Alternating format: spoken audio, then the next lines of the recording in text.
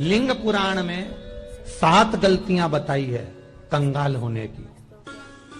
ये गलती अगर आपने भी करी है तो जिंदगी में कितना भी पुण्य करोगे उसका फल नहीं है। आज की कथा को लिखकर रखना, शायद तुम्हारी जिंदगी संवर जाए। लिंग पुराण में 7 गलतियां बताई है व्यक्ति को बर्बाद होने की। पहली गलती है, उसमें से अगर आप स्वीकार कर रहे हैं ये गलती तो समझ लो कि गलती आपने करी है। गंगा जल तो बुलवाया टैंकर भरकर, 21,000 बेलपत्र भी समर्पित कर रहे हो। आप मंदिर के अंदर बैठ गए, दर्शन करने वाला आता रहा, किसी को अंदर प्रवेश नहीं दिया। आप गंगा जल चढ़ाते रहे, आप बेलपत्र चढ़ाते रहे, आप स्वयं पूजन करते रहे, और दूसरा व्यक्ति ना जाने किस भाव से, किस रूप में आकर भगवान की सेवा करना चाहता था। पंडित जी ने आपके चक्कर में उसको जल नहीं चढ़ाने दिया, पंडित जी ने आपके चक्कर में उसको बेलपत्र नहीं चढ़ाने दिया। पहली गलती यह हो गई कि भगवान के भक्त को भगवान से दूर कर दिया गया। अब उठा लो श्रीमद् भागवत कथा। 2 देवताओं ने गलती करी थी। एक ब्रह्मा जी ने गलती करी थी कि गाय बछड़ों का हरण कर लिया था। 1 वर्ष होने में 1 दिन था तब ब्रह्मा जी ने गाय बछड़े वापस दिए थे। दूसरी गलती इंद्र ने करी थी, जल वृष्टि करी तब भगवान कृष्ण को गोवर्धन पर्वत उठाना पड़ा। दोनों देवताओं ने गलती करी, पर भगवान कृष्ण ने इंद्र को क्षमा कर दिया पर ब्रह्मा को क्षमा नहीं करा। क्यों नहीं करा? क्योंकि इंद्र को क्षमा इसलिए करा क्योंकि इंद्र ने जब जल वृष्टि करी तो सारे ब्रजवासियों को भगवान के चरणों में लाकर छोड़ दिया। सारे ब्रजवासी गोवर्धन पर्वत के नीचे आकर बैठ गए, भगवान के चरणों में आ गए। और ब्रह्मा ने जो गलती करी वो ऐसी गलती करी कि भगवान से गाय और बछड़ों को दूर कर दिया। जो भगवान से भगत को दूर कर दे उसको शंकर कभी क्षमा नहीं कर सकता। इसलिए बर्बादी का पहला कारण आप भक्त और भगवान में दूरी बना दी। दूसरा कारण, भगवान की जब पूजन कर रहे हो, 21,000 बेलपत्र चढ़ा रहे हो, गंगा का जल चढ़ा रहे हो, चंदन चढ़ा रहे हो, अबीर चढ़ा रहे हो, गुलाल चढ़ा रहे हो, तो तुम्हारे भीतर ये अहंकार, जब तुम पूजन करके उठो तो उठते समय तुम्हारे भीतर अभिमान नहीं होना चाहिए कि मैंने जो अनुष्ठान करा उसके बराबर कोई नहीं कर सकता। तीसरा कारण कहा कि भगवान की सेवा तो आप कर रहे हो, भगवान की चाकरी में तो आप लगे हो, भगवान की आराधना भी कर रहे हो, दिया भी लगा रहे हो, धूप बत्ती भी लगा रहे हो, स्नान भी करा रहे हो, पंचामृत स्नान भी करा रहे हो, सारी पूजन अर्चना सब तुम कर रहे हो।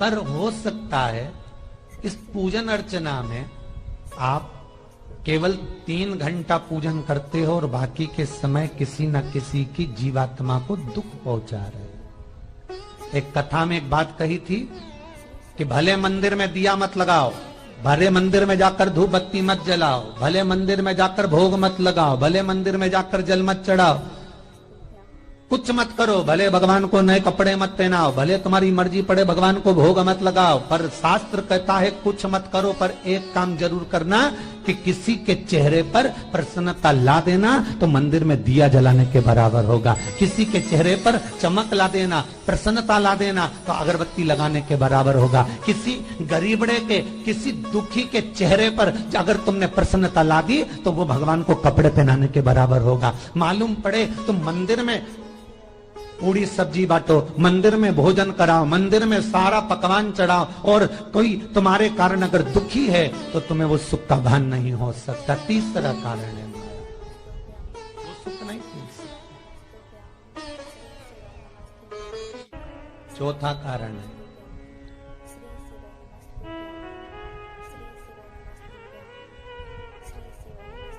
महाराज, जिस मंत्र को पढ़ा जा रहा है, जिस मंत्र का स्मरण किया जा रहा है,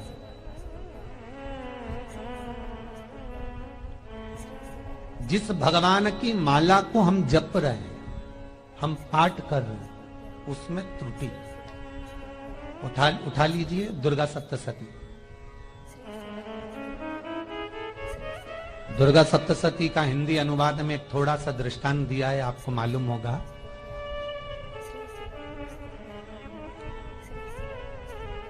एक जजमान सप्तशती का पाठ कराते थे नवरात्रे में। नवरात्रे पूरे होते थे और उनकी पत्नी मर जाती थी। सप्तशती के अंदर लिखा है, बहुत ध्यान से सुनिएगा। दुर्गा सप्तशती का पाठ कराते थे और पत्नी नवरात्रे के बाद 4 महीना 3 महीने के बाद मर जाती थी। बहुत दुखी था सेठ। एक शादी करी, दूसरी करी, तीसरी करी, चौथी करी, चौथी पत्नी भी मर गई। बहुत दुख हुआ। आज वो गुरुजी के पास चले गया, गुरुदेव, गुरुजी, गुरुदेव, गुरुदेव। गुरुजी बोले क्या हो गया? सेठ जी बहुत दिनों के बाद आ रहे हो, क्या बात है गुरुदेव? मेरे को एक बात समझ में नहीं आती कि मैं नवरात्रे में सप्तशती का पाठ कराता हूं, देवी जी का यज्ञ करवाता हूं, माता रानी को चूनर पहनाता हूं, उनको सुंदर बिछुड़ी, पायल, चुनरी सब पहनाता हूं, कन्याओं का भोजन करवाता हूं, भंडारा करवाता हूं, जवारे बोता हूं, अखंड ज्योत लगाता हूं, पर नवरात्रि जैसी पूरी होती है उसके 2 महीने 3 महीने बाद मेरी पत्नी क्यों मर जाती है? 4 पत्नियां मेरी मर चुकी हैं, 5वीं मैंने शादी करी है। गुरुदेव आप कृपा करिएगा, कुछ तो बता दीजिए, कुछ करुणा कर दीजिए। गुरुजी बोले जब तू सब कुछ अच्छा कर रहा है, जोत भी जला रहा है, कन्या भोज भी करा रहा है, चुनड़ी भी चढ़ा रहा है, भंडारा भी कर रहा है, जोत भी लगा रहा है, जवारे भी बो रहा है, माता रानी की सेवा भी कर रहा है, अखंड रात्रि व्रत कर रहा है, सब कुछ तूने करा, यज्ञ भी करा, फिर तेरी पत्नी क्यों मर सकती है? ऐसा हो ही नहीं सकता। नहीं गुरुदेव मेरी 5वीं शादी है गुरुदेव, अब की बार आप कृपा करिए। गुरुजी ने कहा तेरे पंडित जी को अनुष्ठान पर बुला, मैं कमरे में बैठकर सुनूंगा सप्तशती का पाठ, तब मैं ध्यान करूंगा। गुरुजी अंदर के कमरे में जाकर बैठ गए, ब्राह्मण पाठ करना प्रारंभ करा और ब्राह्मण ने पाठ करना प्रारंभ करा। उसमें एक शब्द आ गया, भार्यन्तु भक्षन्तु, भार्यन्तु भक्षन्तु। उसमें बोलना था भय पीड़ा को, हे जगत जननी तू भक्षण कर जा, पर ब्राह्मण बोलता था भार्यन्तु भक्षन्तु, मेरी पत्नी को, मेरी भार्या को तू भक्षण कर दे। पंडित जी जैसे ही बोले गुरुजी बाहर निकल कर आ गए।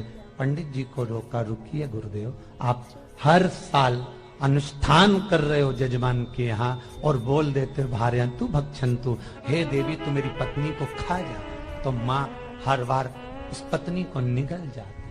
निवेदन शब्द सुधार लीजिए, शब्द ठीक है। चौथा कारण है कि आप जो पाठ कर रहे हो, आप जो पूजन कर रहे हो, आप जो अनुष्ठान कर रहे हो, उसमें कुछ ना कुछ गलती जरूर हो रही है। ये चौथा कारण है।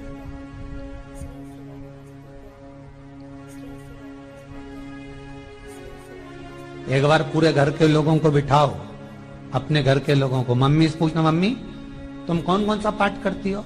एक बार मम्मी से पूछना, फिर एक बार पापा से पूछना, पापा आप कौन कौन सा पाठ करते हैं सुबह? फिर बहू से पूछना, भाभी आप कौन कौन सा पाठ करती हो? फिर छोटी दुल्हन से पूछना, छोटी दुल्हन तुम कौन कौन सा पाठ करती हो? भैया आप कौन कौन सा पाठ करते हो? आप कौन कौन सा पाठ करते हो? पूछना। जब घर के अंदर बड़ी बहू अलग तरह का पाठ कर रही है, छोटी बहू अलग तरह का पाठ कर रही है, मंजली बहू अलग तरह का पाठ कर रही है, माँ अलग तरह का पाठ कर रही है, पति अलग तरह का पाठ कर रहा है, तो उसका जो प्रभाव है, कौन सी चीज कहां टकरा रही है, जिसके कारण घर में रोग इतना है कि कोई सही होने वाला ही नहीं है।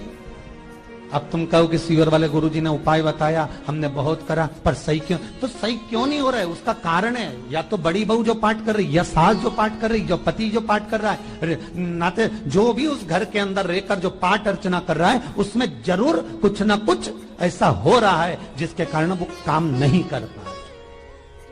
उसमें कुछ ना कुछ गलती हो रही है जिसको तुम समझ नहीं पा रहे, जिसको तुम अपने आप को बहुत विचार करते हो कि मेरे बराबर कोई नहीं कर सकता, मैं शंकर की भगत, मैं राम की भगत, मैं कृष्ण की भगत, मैं जो करती हूँ बहुत अच्छा करती हूँ, मैंने जो किया बहुत अच्छा करा। पर हो सकता है उसी कारण आपको दुख झेलना पड़ रहा।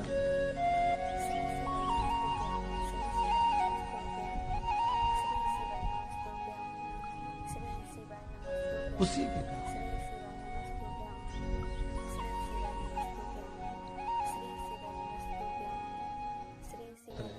महाराज, हमने जो दान किया, हमने जो पुण्य किया, हमने जो सत्कर्म किया, वो किस जगह पर लगा? पांचवा सूत्र,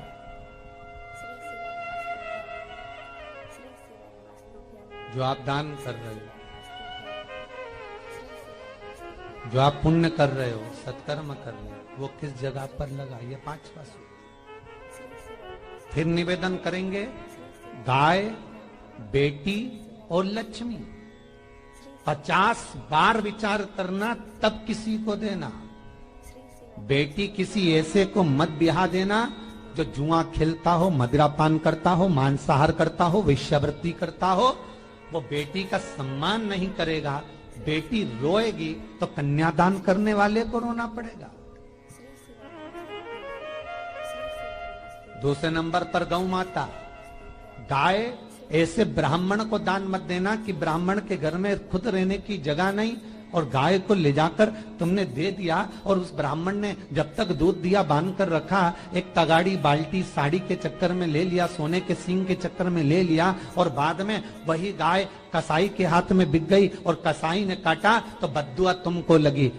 बेटी, गाय और लक्ष्मी, पैसा भी किसी ऐसे भिखारी के कटोरे में मत दान देना कि जिसने ले जाकर मदिरा पान में लगा दिया, जुए में लगा दिया, वैश्यावृत्ति में लगा दिया। अगर जिस भिखारी के कटोरे में पैसा दिया उसने शाम को ले जाकर मदिरा पान में, जुए में लगा दिया तो लक्ष्मी रोती है कि तूने मुझे गलत जगह पर दिया है, इसलिए अब तुझे रोना पड़ेगा। तब व्यक्ति को रोना पड़ता है, फिर व्यक्ति रोता है। गाय, बेटी और लक्ष्मी 50 बार विचार करो क्या सही जगह पर दे रहे हो, और अच्छी जगह पर दोगे तो संपदा भी बढ़ती है, सुख आता है। अगर बेटी सुखी रहेगी तो मायके के लोग सुखी रहेंगे, गौ माता सुखी रहेगी तो संसार सुखी रहेगा। और आपने जो धन दिया, आपने जो पैसा दिया किसी भिखारी के कटोरे में, अगर उसने गलत जगह पर लगाया तो रोना तुमको पड़ेगा।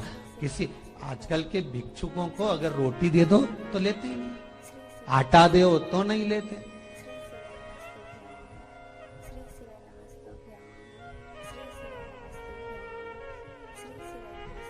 पहले के समय में जो भिक्षुक आते थे ना तो रोटी बनी हुई मांगते थे।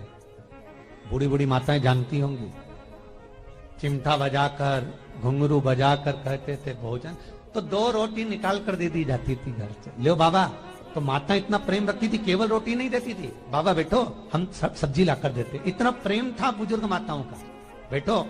और आज के जमाने में अगर रोटी दे दो तो फेंक दे नली में ले जाके। पैसा चाहिए, क्यों? शाम को पीने के लिए चाहिए ना, मदिरा पान के लिए, मांसाहार के लिए, जुए के लिए, वैश्यावृत्ति के लिए धन चाहिए।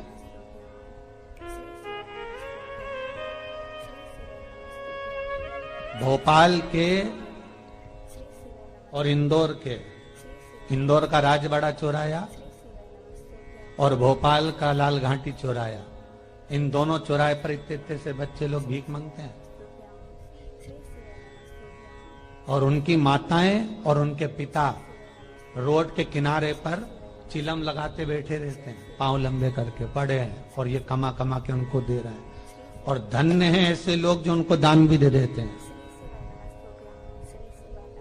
जिसको जरूरत है उस तक कुछ नहीं पहुंचता। अभी भी 4-6 महीने लॉकडाउन चला, जिसको जरूरत थी एक एक रोटी की उस तक कुछ नहीं पहुंचा, और जिसके पास में पहले से भरा हुआ था उसने और ले जाके भर लिया।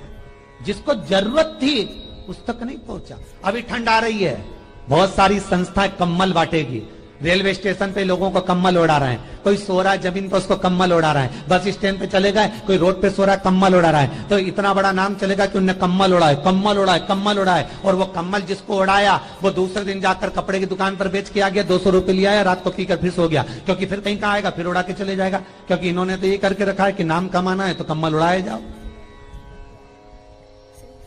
जिसको जरूरत है वहां तक सामान नहीं पहुंचता भाई, जिसको जरूरत है वहां तक सामग्री नहीं पहुंचती भाई। आपने दिया और उन्होंने ले जाकर बेच दिया, और फिर सोचते हो कि मैंने तो पुण्य करा है। कई लोग कहते हैं मैंने दान करा, मेरे को इतना फल मिलेगा। काहे का दान करा? ऊपर तो जा, यमराज के डंडे पड़ेंगे।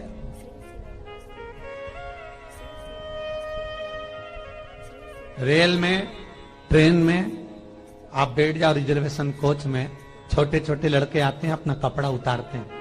सही बोलना रे भाई, जितने लोग टीवी पर कथा सुन रहे हो, छोटे छोटे बच्चे अपना कपड़ा उतारेंगे और पोछा लगाएंगे रेल की बोगी में। जब गवर्नमेंट ने स्वीपर रख रखे हैं तो तुम्हें अंदर आने का किसने कहा? कौन ने कहा कि तुम अपना कपड़ा उतार के पोछा लगाओ? और वो अपने शरीर का कपड़ा उतार कर पोछा लगाता है, आपके आगे हाथ फैलाता है, आप एक एक 2-2 रुपए दे देते हो। वो अगले स्टेशन पर उतरता है, कोई सूंघने की सामग्री लेता है, सूंघ सूंघ के वो बर्बाद हो जाता है और कहीं कूद कर मर जाता है। उसके मरने में 1 रुपया तुम्हारा भी लगा है, इसलिए नरक तुमको भी भोगना पड़ेगा, क्योंकि उसके मरने में तुमने हेल्प करी है।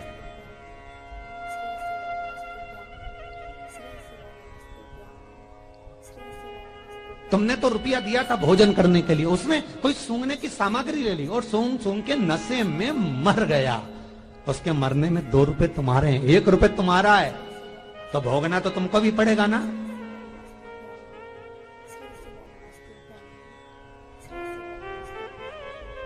कहीं अच्छी जगह लगाओ, सत्कर्म की ओर लगाओ, तो सुख का आनंद कुछ और ही होगा, सुख का आनंद कुछ और ही प्राप्त होगा। हमारा धर्म, हमारा पुण्य, हमारा सत्कर्म। 5वां कारण अपनी पुस्तिका में लिखकर रखना, तुम्हारे दुख का 5वां कारण क्या है? क्यों तुम करोड़पति से रोड़पति बन गए? तुम्हारे यहां पर 4-4, 5-5 गाड़ी थी, खूब वैभव था, खूब धन था, फैक्ट्रियां चल रही थी, सत्ताएं चल रही थी।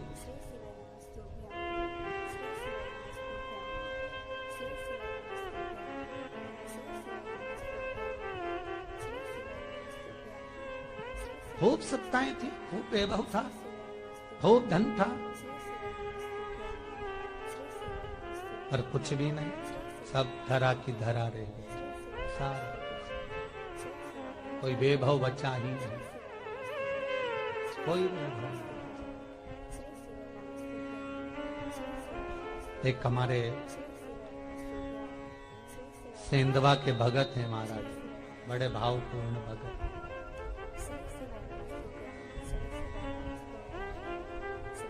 वो कहे गुरुजी हम बड़े दुखी हैं, बड़े कष्ट में।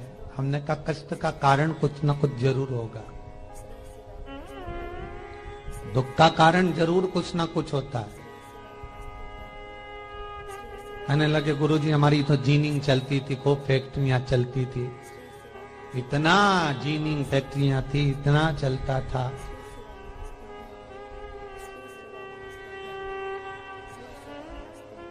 इतनी जीनिंग चलती थी, इतनी फैक्ट्रियां चलती थी, गुरुदेव बहुत दुखी हो गए। हमने कहा दुख का कारण, जो ये 7 कारण है शिव महापुराण के, लिंग पुराण में जो 7 कारण बताए हैं दुख आने के, जब फैक्ट्रियां अच्छी चल रही, जीनिंग अच्छी चल रही, व्यापार अच्छा चल रहा है, तो 7 कारण बताए हैं कि आप उन 7 कारण में से कोई कारण आपके साथ में हुआ है जिसके कारण आप रोड पर आ गए, करोड़पति से रोडपति बन गए।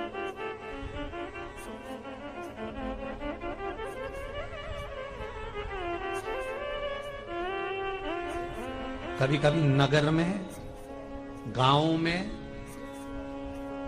सभी का व्यापार एक साथ समाप्त हो जाता है। कभी कभी गांव में, नगर में सबका व्यापार एक साथ समाप्त हो जाता है, सबका व्यापार एक साथ ही खल्लास हो जाता है, समाप्त, सभी कर्जे में हो जाते हैं। तो समझ लेना कि उस गांव के खेड़े का देव महादेव, उस गांव का खेड़ापति भगवान शंकर, उस गांव का शिव जरूर रुष्ट हुआ है, जरूर रुष्ट। उसको मनाने का प्रयास करो जिससे अपनी नगर, अपना गांव फिर उन्नति की सीढ़ी पर चढ़ जाए। पांचवा कारण मंत्र जाप, अर्थात तुम्हारा फिर निवेदन, गाय, बेटी और लक्ष्मी 50 बार विचार करना तब दे, नहीं तो मत दे, मत दे।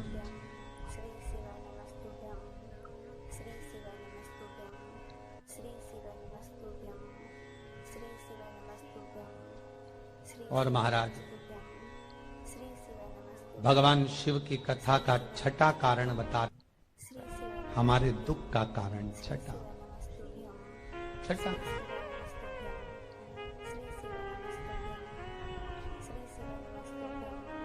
आदर सम्मान में कमी।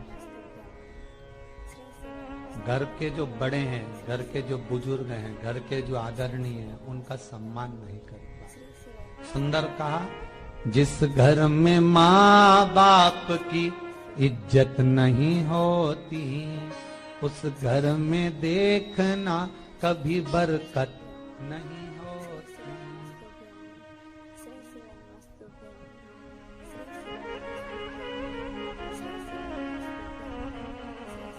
छठा कारण है सम्मान, सत्कार, आदर ना हो।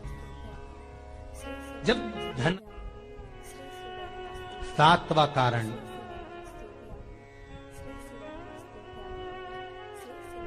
ये अंतिम कारण है। जितने लोग कर्जे में, लदालू में, जितने लोग दुखी हैं, जितने लोग तकलीफ में, आज की कथा को बहुत दिल से सुनना, अपनी गलती को जरूर छांटना। मुझे विश्वास है मेरा भोलेनाथ, आप अगर गलती को स्वीकार कर लोगे तो शंकर वापिस आपको करोड़पति बना देगा, लखपति बना देगा। शंकर आपके भंडार फिर भर देगा। 7 कारण में से अपनी गलती को जरूर छांटना साहब कि आपने गलती कौन सी करी, और अपनी गलती को छांट ले, यही सबसे बड़ी बात है ना। लोग सुनने के बाद भी नहीं छाटे, नहीं मैंने तो कुछ करा ही नहीं, मैं तो कुछ कर ही नहीं, बस वो मैं ही तो है, हरी जगदम्बा वो मैं ही फंसा है बीच में।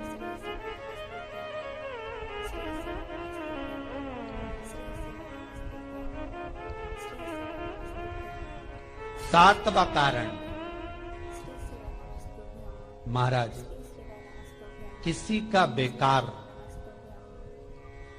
धन हमारे घर में आ जाए। बहुत अच्छे से सुनना मेरी माताओं। कई माताओं के मन में संशय होता है कि हम 1 महीने का व्रत धारण करते हैं और उस बीच में रजस्वला धर्म आ जाता है।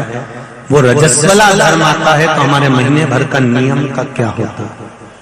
इस प्रसंग को थोड़ा ध्यान से सुनना। बार बार ये प्रसंग नहीं मिलेगा और पहले भी कथाओं में ये प्रसंग नहीं आया। आज भीखन गांव की हरिहर्ष महापुराण में ये प्रसंग आया है। तो जितने लोग आस्था पर सुन रहे हैं, जितने फेसबुक यूट्यूब पर सुन रहे हैं, इस प्रसंग को थोड़ा ध्यान से सुनना मेरी माता।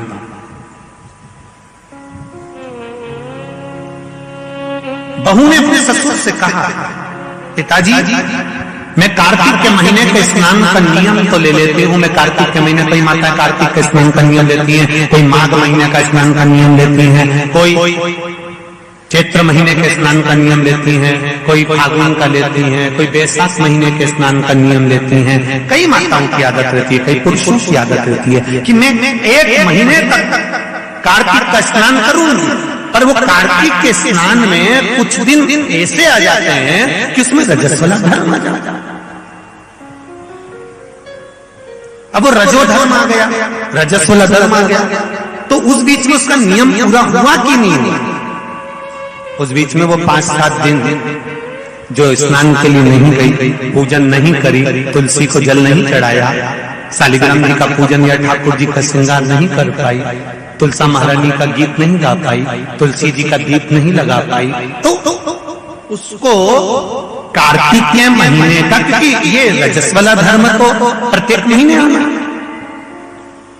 नारी के लिए रजो धर्म तो हर महीने प्राप्त होना, तो हर महीने अगर रजो धर्म आना है तो कार्तिक महीने का फिर नियम पूरा कैसे हुआ? फिर नारी का नियम कैसे पूरा होगा? फिर नारी तो फिर नियम टूट गया, नियम टूट गया तो उसको कोई फल नहीं मिला। तो बहू ने अपने ससुर से कहा, एक साहूकार से, साहूकार की बहू ने कहा, ससुर जी मेरे मन के संशय को मिटा दो, मैं कार्तिक का स्नान करना चाहती हूँ और उस कार्तिक के स्नान में सबसे बड़ी अगर विघ्नता आती है तो मेरे 7 दिन 5 दिन जो रजो धर्म के जाएंगे वो रजो धर्म में मेरा नियम टूट जाएगा। उस नियम को पूरा कैसे किया?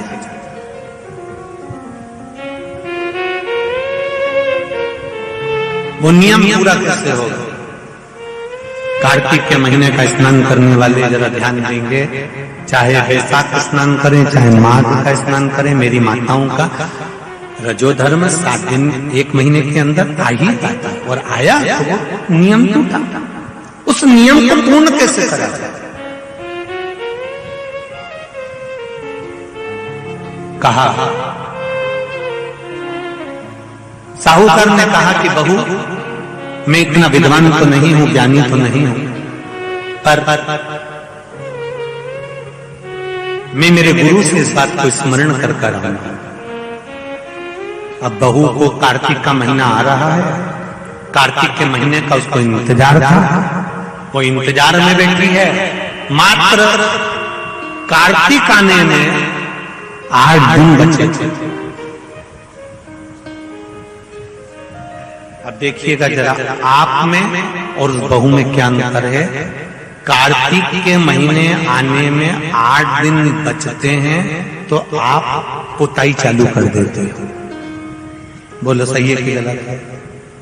कार्तिक आने में, दिवाली आने में जब 8-15 दिन रहते हैं तब तुम पुताई चालू कर देती हो, सफाई चालू कर देती हो, ये काम चालू कर देती हो, वो काम चालू कर देती हो, सारे काम तुम्हारे कार्तिक का महीना आने के समय पर चालू हो जाता है। और बहू सफाई नहीं पूछ रही, साफ सफाई पर ध्यान दे रही है, पर ऐसा नहीं कि साफ सफाई नहीं कर रही, पर उसका ध्यान वही कार्तिक के महीने के स्नान में लगा हुआ है। आज बहू 8 दिन बचे और बहू का भोजन छूट गया, उसका भोजन नहीं, भाई मिला अंदर जाए। किसी चीज को पाने की जब तमन्ना होती है ना तो खाना पीना छूट जाता है। ये नागेश्वर मंदिर महिला मंडल से पूछ लेना। बहू की नींद चली गई, उसको भोजन नहीं भागा, नींद गई, भोजन भाया, बड़ी दुखी। साहूकार को कोई मिला या ना मिला, इस बहू की आंख का अश्रु तुलसी के क्यारे के पास गिर गया। तुलसी के क्यारे के पास आंसू गिरा, अश्रु गिरा। महाराज अब बहू की आंख का अश्रु झलका, तुलसा महारानी की कुछ कृपा, देवर्षि नारद ने एक साधु का रूप धारण किया। साधु का रूप धारण करता देवर्षि नारद जिस मार्ग से साहूकार जा रहा था उसी मार्ग पर एक वृक्ष के नीचे जाकर बैठ गए। वृक्ष के नीचे बैठे और बैठते ही साहूकार ने देखा कि बहुत पहुंचे हुए बाबा लग रहे हैं, चंदन का तिलक लगा है, कंधे पर यज्ञोपवीत पड़ा हुआ है, बड़ी बड़ी जटा झूठ है, मुख पर कुछ तेज पुंज है, बड़ा प्रकाश दिख रहा है, रुद्राक्ष की गले में माला पड़ी हुई है, हाथ में तुलसी की माला धरी हुई है। और साहूकार ने जाकर हाथ जोड़कर निवेदन करा, बाबा जी, ओ बाबा जी, मेरे मन के संशय को मिटा दीजिए। बाबा जी ने पूछा क्या बात है बाबा? साहूकार जी बोले मेरे बहू के मन का संशय है। नारी जब कार्तिक के महीने का स्नान करती है या माघ महीने का स्नान करती है या वैशाख महीने का स्नान करती है या चैत्र महीने का स्नान करती है, नारी जब पूर्ण 1 महीने का स्नान करती है तो बीच में जो रजस्वला धर्म आ जाता है, नारी 5 दिन 7 दिन जो काम नहीं कर पाती है वो रजो धर्म के समय पर, रजस्वला धर्म के समय पर उसका 1 महीने का नियम खंडित हो जाता है। तो वो खंडित हुआ नियम पूर्ण कैसे हो उसका वर्णन आप मुझे बता दीजिए। वो नियम मुझे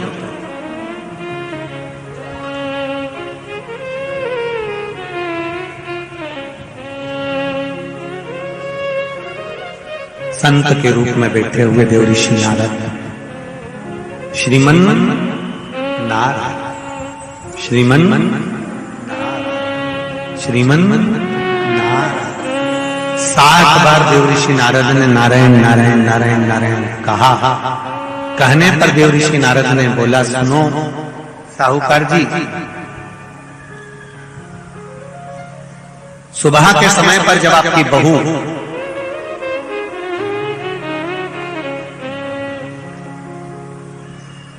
मंदिर की ओर जाए तो उसको इस मार्ग की ओर लेकर आना। मैं आपको ज्ञान उपदेश दूंगा और वो ज्ञान उपदेश आप बहू को श्रेष्ठ दे पाए ना दे पाए, वो बहू सम्मुख में बैठकर सुनेगी तो उसको प्राप्त होगा। ये देखो वही कथा आ गई। आप खाओगे आपका पेट भराएगा, आप सुनोगे आपका कल्याण होगा। बेटों बेटियों को लेकर आओ, बहुओं को लेकर आओ, बच्चों को लेकर आओ, उनके सुनने से उनका लाभ, उनका लाभ। साहूकार घर गए, बहू से कहा, बेटा एक संत अपने गांव में आए हुए हैं और वृक्ष के नीचे बैठे हुए हैं, चलो आप चलकर उनसे अपने प्रश्न को कर लो। बहू ने भगवान का नाम लिया, स्मरण करती हुई बहू पहुंची और बहू ने जाकर तुरंत हाथ जोड़कर निवेदन किया, बाबा जी 1 महीने तक नारी कार्तिक का स्नान करती है, 1 महीने तक नारी माघ का स्नान करती है, 1 महीने तक नारी वैशाख का स्नान करती है, 1 महीने तक नारी चैत्र का स्नान करती है, बीच में अधिक मास का स्नान करती है। उस बीच में नारी का जो रजो धर्म आ जाता है, रजस्वला धर्म आ जाता है, उस समय पर नारी का जो करा हुआ व्रत है 1 महीने का, वो खंडित हो जाता है। उस व्रत की पूर्णता कैसे मानी जाए?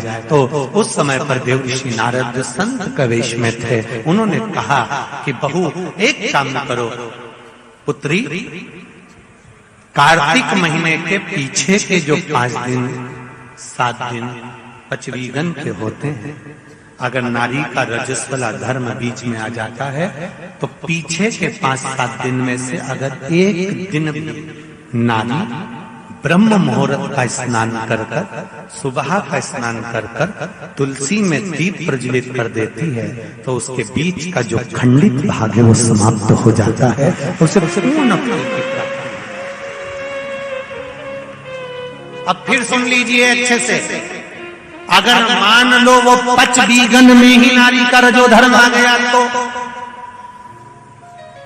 बहुत बहुत ध्यान से सुनना। ये कथा हरिहर शिव महापुराण की कथा जो भीकन गांव वालों को मिली है, संपूर्ण विश्व के कल्याण के लिए बहुत ध्यान देना। हर नारी का प्रश्न है, प्रत्येक नारी के प्रश्न ये सम्मुख में रहता है। मान लो आपने कहा कि रजो धर्म आ गया मध्य में, तो आप पीछे के 5 दिन स्नान करो। वो 5 दिन में अगर रजो धर्म आ गया फिर शिव महापुराण की कथा कहती है, घर में रहने वाली कोई कुंवारी कन्या, घर में रहने वाला कोई पुत्र, घर में रहने वाला पति, घर में रहने वाली सास, घर में रहने वाली कोई सौभाग्यवती नारी, जेठानी, ननंद, देवरानी, या घर में रहने वाला कोई पुरुष अगर बाहर स्नान करने नहीं भी जा सकता, ब्रह्म मुहूर्त में प्रातः के समय पर यदि तुलसी में एक दीप और एक संध्या के समय पर दीप लगा देता है तो भी नारी का नियम पूर्ण हो जाता है और नियम खंडित नहीं, नियम खंडित। क्या 5 दिन के स्नान का फल है? हाँ, और तुझे मौका मिलेगा तो तुझे समझ में आएगा। देवऋषि नारद ने बस इतना कहा, उसका फल क्या है तुझे मौका मिलेगा जब मालूम पड़ेगा। तब बहू को समझ में नहीं आया कि आखिर ये सब क्या कहा। देवऋषि नारद कहकर चले गए। साहूकार की बहू रोज प्रातः का कार्तिक का स्नान करने लगी। कार्तिक का स्नान रोज बहू करती, रोज ब्रह्म मुहूर्त में स्नान कर कर आती। बहू को नहीं मालूम कि नगर के राजा का लड़का युवराज अपनी पत्नी के साथ स्नान करने आता। राजा और रानी भी स्नान करने आते हैं, युवराज अपनी धर्मपत्नी के साथ स्नान करने आता है। आज युवराज को बड़ा बुरा लगा। युवराज ने देखा कि मैं घाट पर नहाने के लिए आता हूं, पर यह घाट गीला कैसे हो जाता है। मतलब मेरे स्नान के पहले कोई स्नान कर रहा है, मेरे स्नान के पहले कोई स्नान कर रहा है, मुझे ऐसा लगता है जरूर कोई ना कोई आता है। युवराज ने, राजा ने अपने नगर के सैनिकों से बोला, पता लगाओ कि सुबह स्नान करने कौन आता है। सैनिक लगते उससे पहले ही साहूकार की बहू स्नान कर कर चली जाती। दिखाई नहीं दिया, समझ नहीं आया। आखिरी के 7 दिन बचे थे, 8 दिन बचे थे। राजा के दूत ने फिर युवराज ने कहा, मुझे पता लगा कर बताओ फिर मेरे स्नान के पहले कौन स्नान करता है, घाट को गीला कौन कर देता है। क्रोध में आकर कहा, मालूम नहीं पड़ पाया। एक दिन रानी को, इस साहूकार की बहू को मालूम पड़ा कि युवराज मेरा पता कर रहा है, मेरा पीछा कर रहा है। तो बहू ने तुरंत सुबह जल्दी स्नान करा और भागी। भागते समय उसके गले की माला और पांव की एक मोजड़ी छूट गई। माला और मोजड़ी छूट गई। माला मोजड़ी छूटी, चली। राजा को वो माला मोजड़ी मिल गई। उसने मन में विचार करा, मोजड़ी इतनी सुंदर, माला इतनी सुंदर, तो जो इसको पहनती होगी वो कितनी सुंदर होगी। राजा ने अपने दूतों से कहा, जाओ, जिसकी ये मोजड़ी और माला है इतनी सुंदर है तो वह नारी कितनी सुंदर होगी, उसको 5 रात्रि मेरे पास में लेकर आ। उसको मैं 5 रात्रि अपने यहां रखूंगा। शब्द सुना, खबर पूरे गांव में लग गई। साहूकार की बहू के कानों में भी शब्द पहुंच गया। कार्तिक का महीना चल रहा था तो बहू ने भी कह दिया, मैं राजा के यहां पर 5 रात्रि रहने को तैयार हूं, पर शर्त मेरी एक है, ब्रह्म मुहूर्त का स्नान करते हुए अगर राजा मेरे को मुख देख लेगा तो मैं उसके यहां रह लूंगी। सुबह का कार्तिक का स्नान कर कर जब मैं निकल रही हूँ और राजा का पुत्र मुझे देख ले तो मैं रहने को तैयार हूँ, नहीं तो मैं नहीं रह सकती। राजा ने भी एक पक्षी, जो पाला हुआ पक्षी था, उस पक्षी को पेड़ पर बिठा दिया और कहा, जैसे ही रानी स्नान करने आए उसी समय पर तू बोल देना, मैं दौड़ कर आ जाऊंगा और इस रानी, इस साहूकारनी का दर्शन कर लूंगा। जब साहूकारनी सुबह के समय पर स्नान करने चली तो देहली पर द्वार को छोड़ते समय प्रणाम करते हुए कहती है, हमारे भारत की सभ्यता, भारत की भूमि की संस्कृति, पहले की माताएं जब मायके से ससुराल जाती थी या ससुराल से मायके आती थी तो जिस तांगे में, जिस गाड़ी में, जिस बस में, जिस टैक्सी में भी बैठती थी उसके भी पांव पड़ती थी, उसको भी प्रणाम करती थी। बोलो री जीजिए, सही है कि गलत है? ये भारत की सभ्यता है, ये भारत का संस्कार है, ये भारत की भूमि की मर्यादा है। जिस भूमि पर से जा रही, ससुराल से मायके जाएगी तो जिस बस में जाती थी उसके पांव पड़ती थी, बैलगाड़ी में जाए, टांगा गाड़ी में जाए, घोड़ा गाड़ी में जाए, उसके पांव पड़ती थी। घर से निकलते समय प्रणाम कर कर जाती। उसने अपने द्वार को प्रणाम किया और द्वार प्रणाम कर कर जा रही है और कहती हुई जा रही है, हे तुलसा महारानी, हे गंगा मैया, हे दामोदर भगवान, ऐसी कृपा करना मैं स्नान कर कर जाऊं तो राजा के लड़का नींद में भरचक सो जाए, ऐसी कृपा कर देना। तोता बोलता रहा, राजा का लड़का सोता रहा। पहला दिन निकल गया।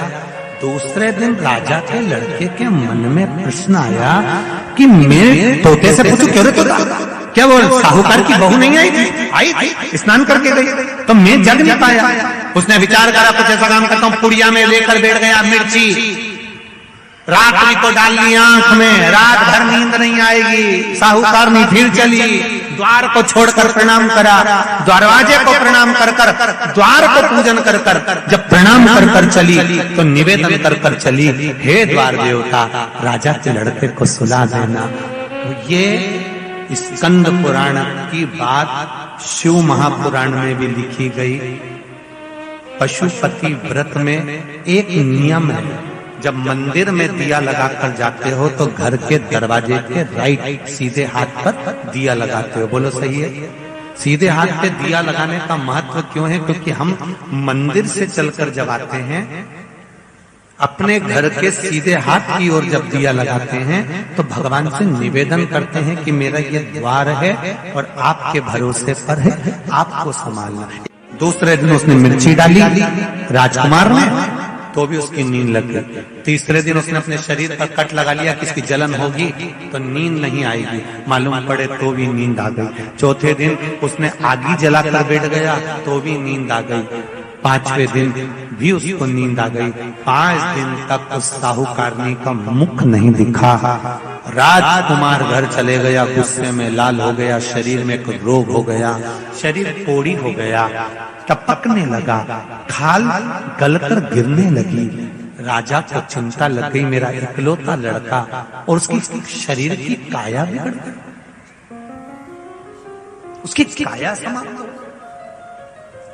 साहूकार की बहू को नहीं मालूम, साहूकार की बहू तो अपनी भक्ति में, अपने स्मरण में, अपने आनंद में लगी हुई थी, उसको मतलब नहीं, वो तो अपनी अलमस्तता में, अपनी मस्ती में लगी, अपने भजन में। 5 दिन जो मिले हैं भगवान की भक्ति के, उसमें डूबी हुई है, उसे कोई मतलब। तुलसा जी का आराधना करे, तुलसी जी का पूजन करे, तुलसी जी का स्मरण करे।